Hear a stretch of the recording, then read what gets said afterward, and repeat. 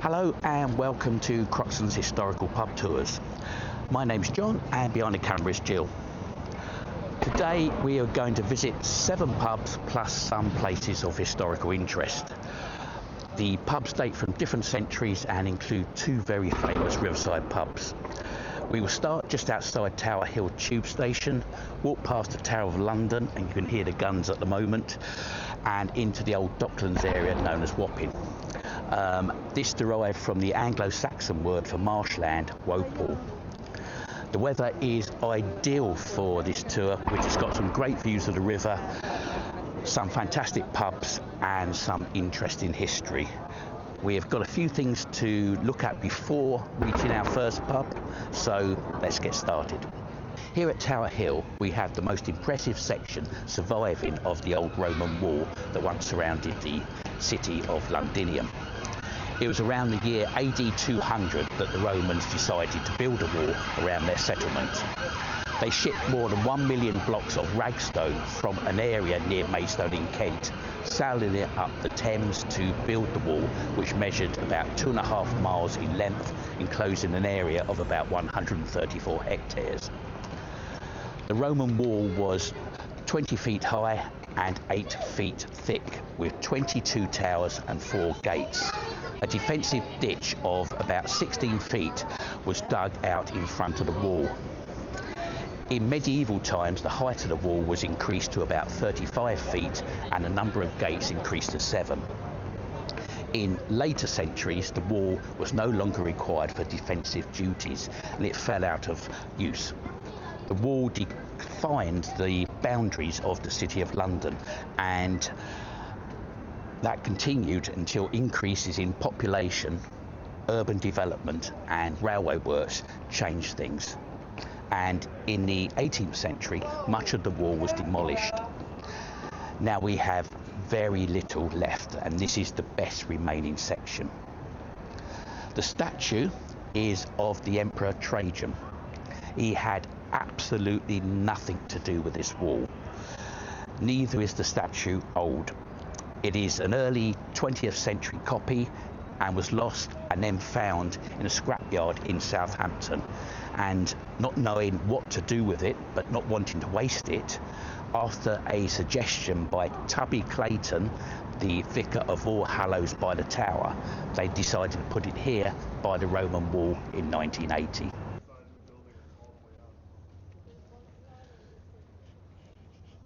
The tower is far too big a subject for me to address here, but if we just look at Traitor's Gate, this was not the original name. Throughout the medieval period it was known as the Watergate and was used to bring goods into the tower via the Thames. It was only in Tudor times that it's got its name by which we know it now. Tudor England was a nasty, dangerous place with informers on almost every street corner and people living in fear of their lives. Torture, which in medieval times had been rare, in Tudor times became much more common. Rather than bring the accused through the streets and risk a possible disturbance, prisoners would be rowed along the Thames and through this entrance, hence the change of name. Behind me is Dead Man's Hole. This is a little known feature under Tower Bridge.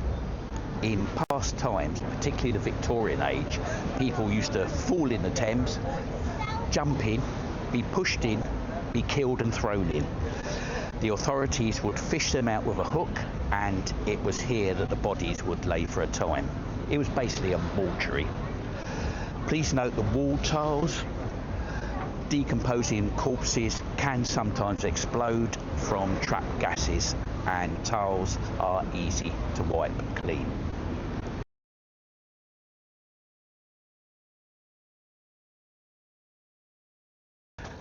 This is St Katharine's Dock. The name derives from the 12th century church and hospital St Katherine by the Tower, which, along with 1,250 houses, was demolished following the St Katherine Dock Act of 1825 to make way for the docks. Thomas Telford, in his only major London work, designed the docks, and from 1828 is one of the commercial docks that made up the Port of London. One notable occurrence here was the departure of Sir Ernest Shackleton's last Antarctic expedition in September 1921. The docks suffered bomb damage during the war. However, it was its inability to cope with larger vessels that caused its closure in 1968. It is now a marina with shops, restaurants, offices and apartments.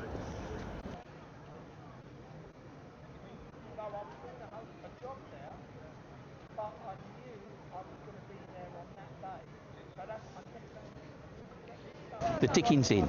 Now, despite the name, this building had nothing to do with Charles Dickens, although he probably passed it on numerous occasions on his frequent walks. It dates from the early 19th century and was probably a tea warehouse.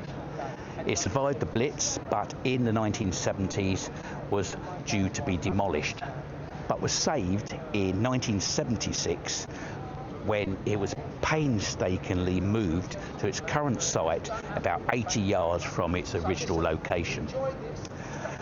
The original timbers, towel boards and ironwork were used in the restoration, and the building was reconstructed in the style of a three-storey balconied inn of the 18th century.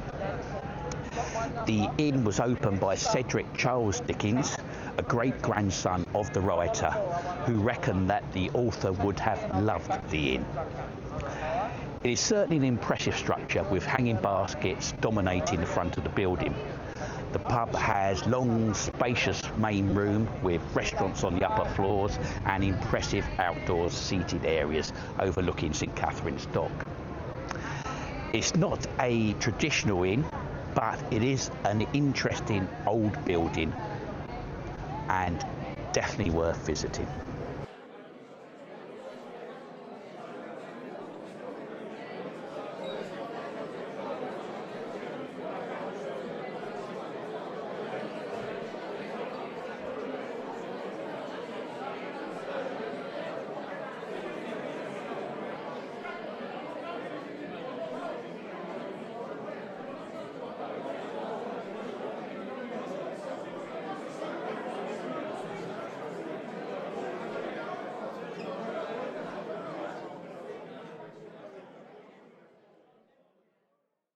The town of Ramsgate, the original public house on the site of what is now the town of Ramsgate, is thought to have been called the Hostel and was likely built in the 1460s during the Wars of the Roses. By 1533, the pub had been renamed the Red Cow after one of its barmaids. This building dates from 1545 and was known as the Ramsgate Old Town and eventually the town of Ramsgate. It got its name from the fishermen who avoided the taxes further up the river by unloading their catches on Wapping Old Stairs next to the pub. Wapping Old Stairs have their own rather interesting history. Somewhere near here was Execution Dock, where those that had been found guilty of committing serious crimes at sea would be executed. They will be held in Marshallee Prison until their court hearing at the Admiralty Courts. Those that were found guilty and sentenced to death would then be paraded from the prison over London Bridge, past the Tower of London and towards Wapping, with the procession led by the High Court Marshal on horseback. To make the ordeal as painful as possible, the hanging took place using a shortened rope, which meant that the drop was not sufficient enough to break the neck, and instead the pirates died from a long and protracted suffocation. During the suffocation, their limbs will spasm and they will be seen to dance. This was nicknamed by the spectators as the Marshal's Dance. The bodies would then be left hanging until at least 3 tides had washed over their heads. The more notorious pirates were then tarred and hung in cages along the Thames estuary to dissuade others from perpetrating similar crimes. The pub itself has an interesting history. The notorious Judge Jeffreys, whose raison d'etre as a judge under both Charles II and James II was to enforce royal policy with severity and bias, and who condemned huge numbers of men to death at the bloody assizes after the failed Monmouth Rebellion, was caught here as he attempted to escape disguised as a sailor on a boat bound for Hamburg following the Glorious Revolution of 1688 and the overthrow of James II. He was taken to the Tower where he was to die of disease. Also, Captain Bligh first inspected the Bounty here before the famous and disastrous voyage. The pub has extensive cellars and was used by the government to hold prisoners sentenced to deportation whilst waiting for the ships to arrive. A happier tale is that many sailors returning from their own voyages will meet their wives and girlfriends on the steps. Now, the pub was extensively refurbished in the 1980s, so it did lose many of its original features, but it is still a lovely pub with a long and narrow bar, wooden beams, panelling and engraved glass screen, and a small beer garden overlooking the Thames. It's a Grade 2 listed pub. One last story. During the war, the pub had a cat named Jerry who would drink milk from a beaker by scooping it up by a paw. He earned £50 by this trick, which was donated to the Red Cross. Before we go into the pub, let's have a look at Wapping Old Stairs.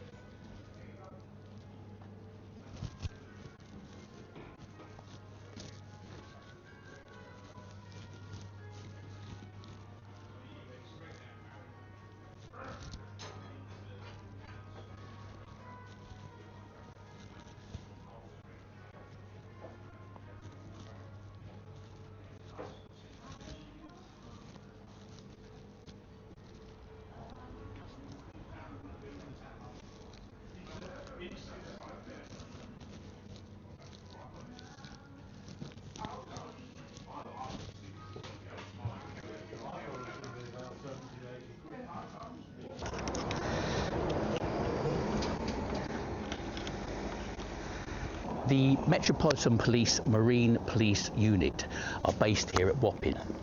The building includes the Thames River Police Museum, which offers visitors an insight into the history of the world's first police force. Exhibits include uniforms and documents which trace the history of the Thames River Police from its inception in 1798 to the present day. The Captain Kidd is named after one of history's most notorious plunderers, William Kidd, who was eventually hanged near here at Execution Dock. Kidd was actually hanged twice, as the first time the rope broke. His body was tarred, hung in a cage and left to rot in the Thames estuary. This actual building had nothing to do with Kidd, nor was it an inn during that period. It is an old Grade 2 listed coffee warehouse which has been decked out to look like an officer's mess of a ship. The ground floor has stone floors, brick walls and glorious views over the river. It has an upstairs restaurant and a large beer garden to the side of the pub. And in a nod to nearby Execution Dock, in a narrow alley just before the entrance, there is a pretend noose. It's another old building which has undergone a really interesting conversion.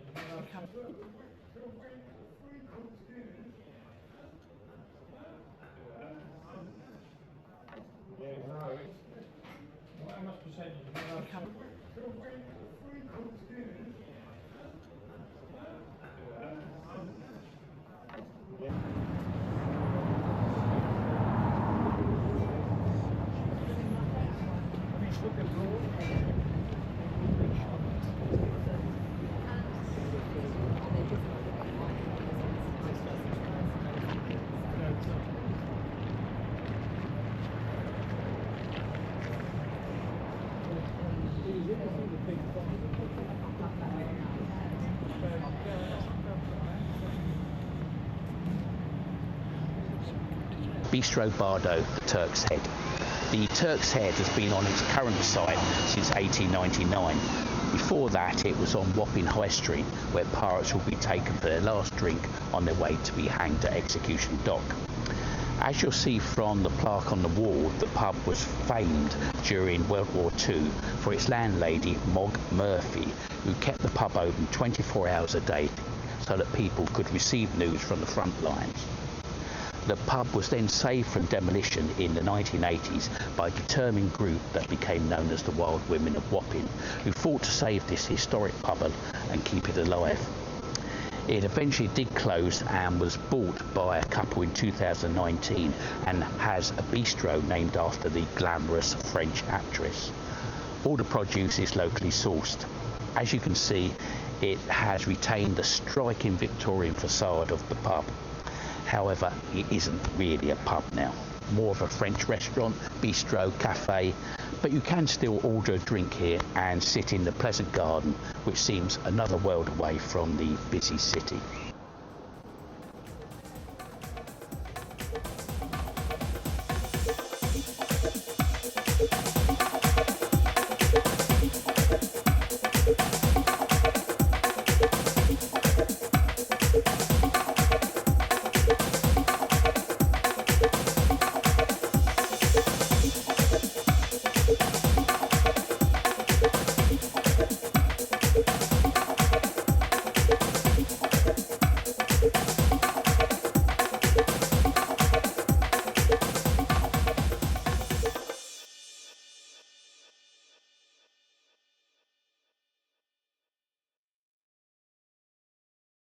Turner's Old Star dates back to the 1830s when Britain's greatest artist, J.M.W. Turner, inherited two homes in Wapping.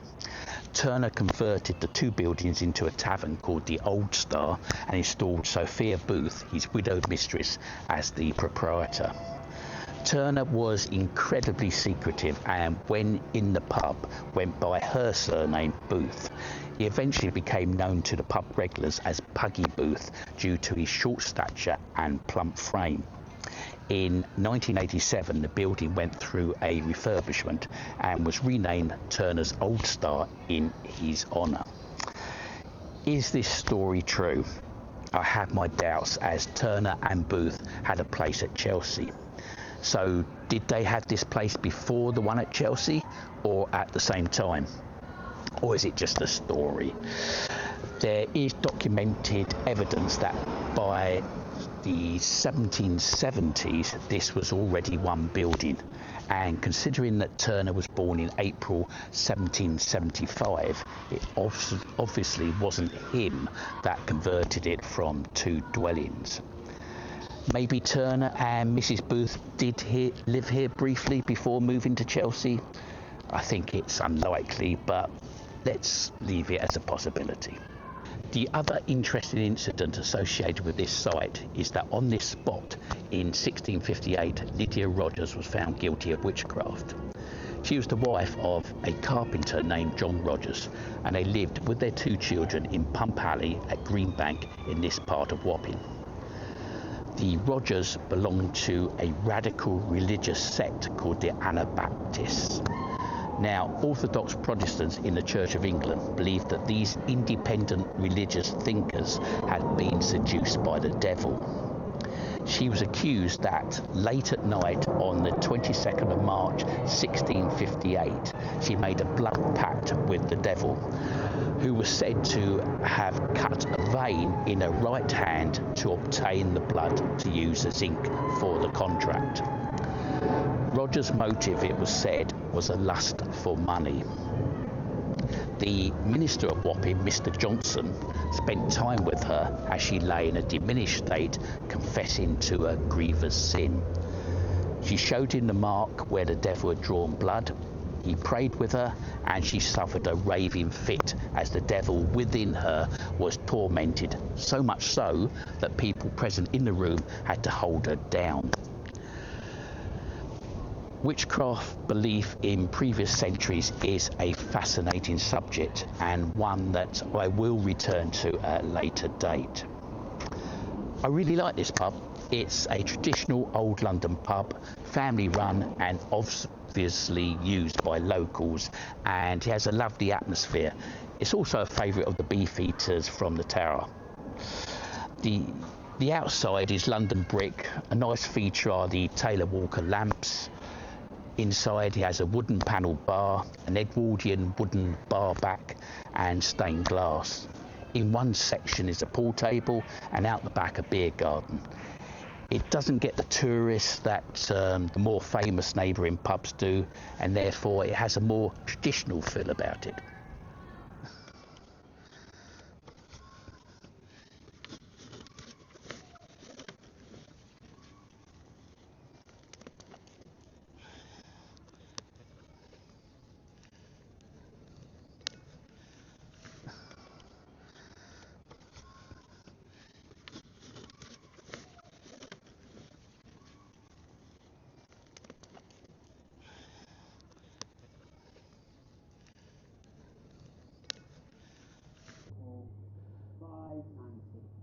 Thank you.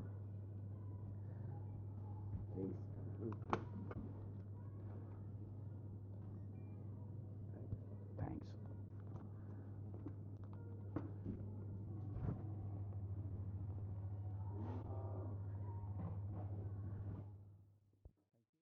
The Wapping Tavern is housed in an old spice factory with many of the original features lovingly restored.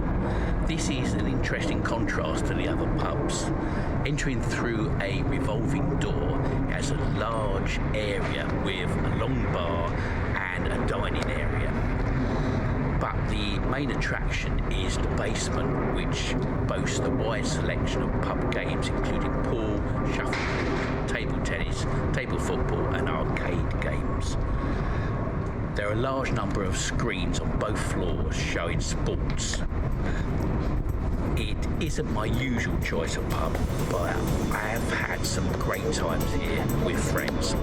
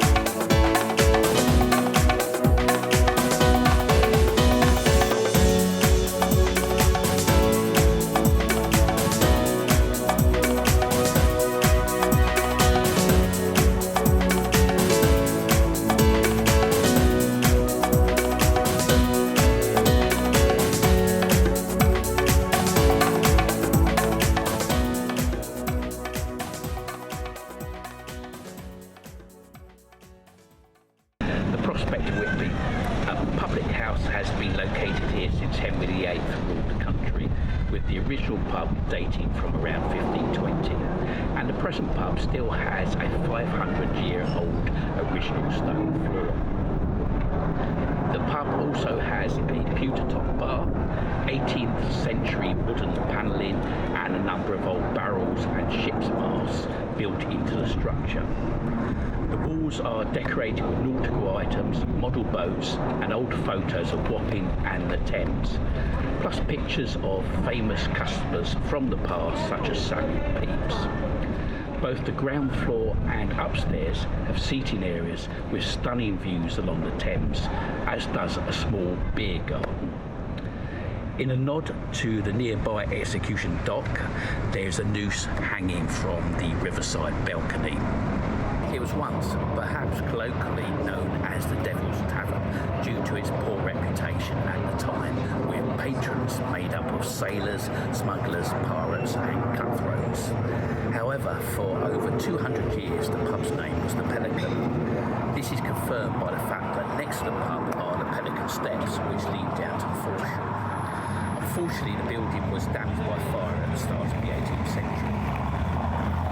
After it was rebuilt, the pub was renamed the Prospect of Whitby after a cargo ship that was registered in the Yorkshire port that would dock beside the pub. This pub has a lot of history.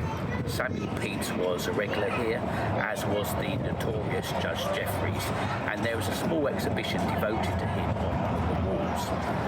Sir Hugh Willoughby sailed from here in 1553 in a doomed attempt to discover the north-east passage to China. In the 18th century, Samuel Johnson came here, and in that same century, the first fuchsia plant in England was sold here. In the 19th century, Turner, Whistler and Dickens all came here, and the pub staged cockfighting and bare-knuckle boxing. In the 20th century, people such as Princess Margaret, Prince Rainier of Monaco, Paul Newman and Kirk Douglas all visited. This is a beautiful pub. It does get very busy with both tourists and locals, but it is undoubtedly the star of this tour, and no visit to Wapping would be complete without including it.